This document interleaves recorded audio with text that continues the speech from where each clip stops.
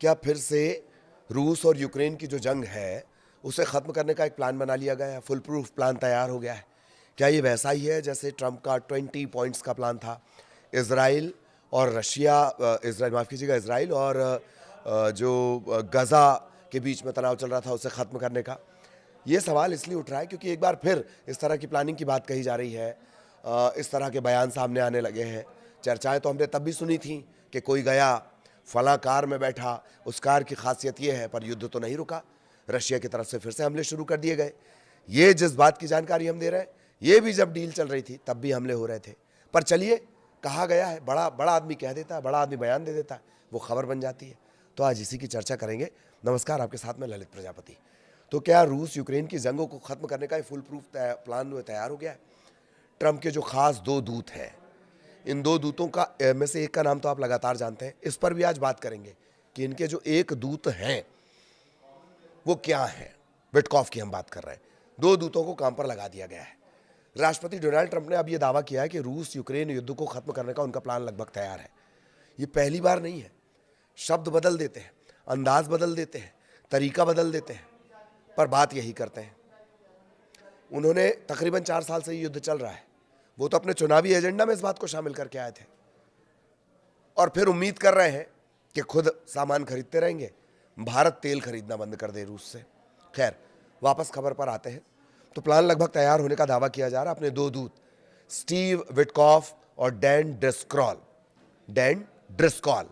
इन्होंने रूस और यूक्रेन को बातचीत के लिए इन्हें भेजा गया है, इन दोनों को भेजा गया है। ट्रंप ने यह संकेत दिया है कि सौदे के अंतिम चरण में पहुंचने पर वे पुतिन और ज़ेलेंस्की से भी मिलेंगे। कब मिलेंगे? अंतिम चरण में पहुंचने पर मिलेंगे।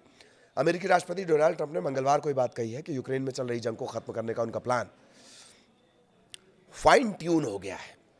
जैसे रेडियो ट्यून हुआ करता था, वैसे फाइन ट्यून हो गया है। उन्होंने अपने दूत स्टीव विटकॉफ को रूसी राष्ट्रपति व्लादिमीर पुतिन से मिलने के लिए भेजा है, जबकि आर्मी के जो सेक्रेटरी हैं डैन ड्रिस्कॉल, वो यूक्रेनी अधिकारियों से बातचीत करेंगे।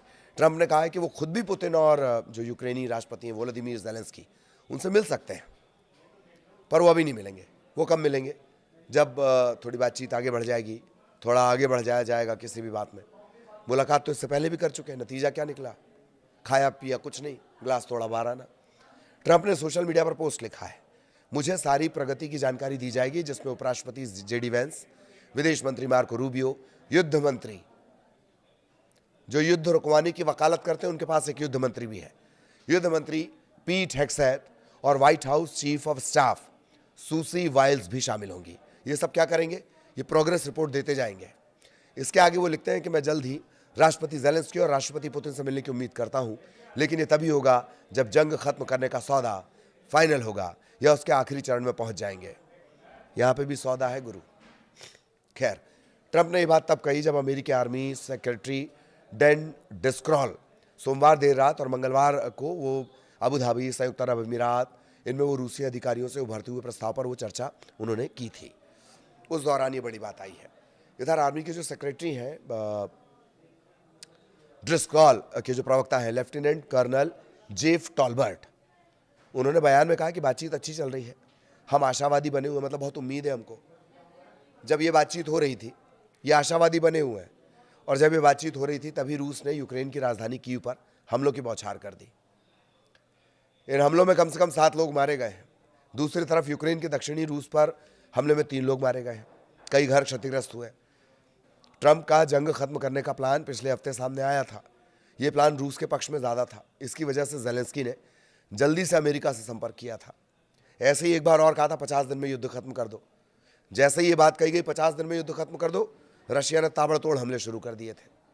कभी कभी तो ऐसा लगता है कि चाह कर मौका दिया गया कि जाओ भैया। ऐसा जानकार कहते हैं, ऐसा हम नहीं कह रहे। खैर, और पूरी दुनिया से ये जो पहल शुरू हो रही है, फॉर्मूला तैयार हो रहा है, इसे लेकर पूरी दुनिया से रिएक्शन भी आ रहा है। फ्रांसीसी राष्ट्रपति एमैनुअल मैक्रोन, मंगलवार को उन्होंने कहा कि शांति प्रयासों में तेज़ी आ रही है और ये स्पष्ट रूप से एक महत्वपूर्ण मोड़ है। उन्होंने ये भी कहा कि रविवार को जेनेवा में अमेरिकी और यूक्रेनी अधिकारियों की जो बैठक हुई, उसके बाद उन्होंने बड़ा बयान दिया है कि अच्छी बात है, तेज़ी आ रही है, काम आगे बढ़ रहा है। एक वीडियो कॉन्फ्रेंस मीटिंग में जो फ्रांस और ब्रिटेन की अगुवाई में हुई थी, इसमें रूस के साथ किसी सीज़फायर की निगरानी करने वाले देश शामिल थे। मैक्रोन ने कहा है कि बातचीत को नई गति मिल रही है, हमें इस गति का फ़ायदा उठाना चाहिए। जो ब्रिटिश प्रधानमंत्री हैं कीर स्टारमर, उन्होंने कहा कि उन्हें लगता है कि हम सकारात्मक दिशा में बढ़ रहे हैं।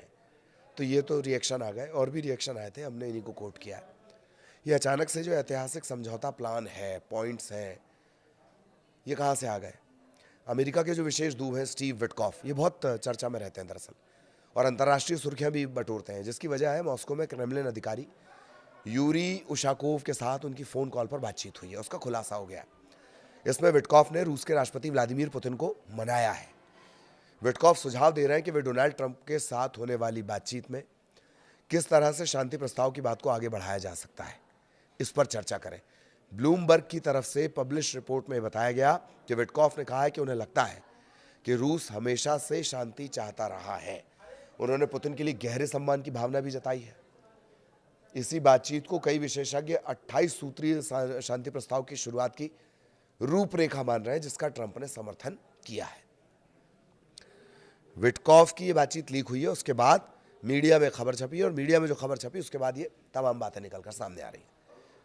विटकॉफ पुतिन को सलाह दे रहे हैं कि ट्रंप के साथ फोन कॉल में वे उन्हें पीस मेकिंग लीडर की तरह सराहें। गजब भूख है यार खुद की तारीफ करवाने की, ये भी जानकार कहते हैं। खैर, पीस मेकिंग लीडर की तरह उन्हें सराहा जाए, ये भी कहें कि गजा में हुआ संघर्ष विराम दुनिया के लिए एक उम्मीद है, ये भी कहें। इसके अलावा सुझाव था कि यूक्रेन के लिए गाजा जैसा एक 20 सूत्रीय प्लान तैयार किया जाए और ट्रंप के सामने रखा जाए। उनकी सलाह पर ही 16 अक्टूबर को ट्रंप और पुतिन के बीच बात हुई। ट्रंप ने इसे काफ़ी प्रोडक्टिव कहा था। बाद में इसी मसौदे में यूक्रेन की इच्छाओं को भी शामिल करके 28 बिंदु तैयार किए गए हैं। अब ज़ेलेंस्की के साथ बैठने के बाद एक बार फिर मसौदे में परिवर्तन किया जाएगा। कोशिश ये की जाएगी कि 19 पॉइंट्स में इसे सिमटा लिया जाए, 28 पॉइंट 19 पे सिमट कर आ जाए। जल्दी विटकॉफ इस नए समझौते को लेकर मॉस्को भी जाने वाले हैं। इसके बाद क्रेमलिन में वो अपनी बात क्रेमलिन की बात सुनेंगे और दोनों अपनी बात फाइनल करेंगे। अब जरा स्टीव विटकॉफ है कौन ये जान लीजिए। वैसे वो कोई राजनीतिक पृष्ठभूमि नहीं रखते हैं, कारोबार की दुनिया का वो बड़ा नाम है, एक रियल एस्टेट टाइकून है, जिनका अमेरिका में हाई प्रोफाइल जो प्रोजेक्ट्स चलते हैं उनके विकसित करने का एक लंबा इतिहास है। रियल एस्टेट सेक्टर में कठिन से कठिन डील नेगोशिएट करने की जो कला है, कई देशों में काम करने की वजह से उन्हें डील मेकर कहा जाता है। अपने यहाँ कुछ और कहा जाता है, वो अपन नहीं कह सकते। डील मेकर उन्हें कहा जाता है। ट्रंप के साथ विटकॉफ की जो दोस्ती है वो बहुत पुरानी है। इसका फायदा उन्हें अंतर्राष्ट्रीय कूटनीति के केंद्र में आने का मौका देता है, सेंटर ऑफ इंटरनेशनल पॉलिटिक्स। भले ही कूटनीति के जानकार वो नहीं है, लेकिन ट्रंप का जो भरोसा है, उनका नेटवर्क जो है और उनकी बातचीत का जो तरीका, प्रभावी शैली है, वो उन्हें प्रभावशाली मध्यस्थ बनाती है, मीडिएटर बनाती है। विटकॉफ को रूस के मामलों में परफेक्ट माना जाता है। ट्रंप खुलकर कह चुके हैं कि वे विटकॉफ को बातचीत आगे बढ़ाने के लिए पूरी आज़ादी देंगे। विटकॉफ की जो उशाकोव से बातचीत है उससे साफ है कि वे सिर्फ ट्रंप का पक्ष रखने के लिए नहीं बल्कि रणनीति सुझाने की भूमिका भी निभा रहे हैं। विटकॉफ ने कई बार कहा है कि शांति तभी संभव है जब दोनों पक्षों की चिंताओं को सम्मानपूर्वक समझा जाए। हालांकि ऐसा नहीं कि उन पर कोई आरोप नहीं लगते हैं, तो बिजनेसमैन ही, उन पर कई बार रूस का पक्ष लेने का आरोप भी लगा है। लेकिन अगर ये शांति योजना सफल होती है तो इतिहास शायद उन्हें एक ऐसे बिजनेस लीडर के रूप में याद रखेगा जिसने अपने समय का सबसे बड़ा युद्ध रुकवा दिया, 4 साल पुराना। लेकिन क्या ये इतना आसान है रूस को ये कहना कि जो इलाके तुमने कब्जाए हैं उन्हें छोड़ दो, या ज़ेलेंस्की को इस बात के लिए मनाना कि जिन इलाकों पर कब्जा हो चुका है उन्हें वो भूल जाए और वापस से अपने डेवलपमेंट की प्रोसेस को शुरू करे, नेटो की जिद छोड़ दे? और रशिया को गारंटी कौन इस बात की देगा कि जिस यूक्रेन से वो जंग बंद कर दे रहे हैं वो फिर से नेटो की जिद नहीं शुरू कर देंगे? ये तमाम सवाल यक्ष प्रश्न की तरह 4 साल से खड़े हुए, तकरीबन 4 साल से खड़े हुए हैं। तो देखा जाए कि ट्रंप का जो ये प्लान है 19 पॉइंट्स प्लान, ये क्या कुछ करता है। आगे भी अपडेट आप तक पहुंचाएंगे। नमस्कार।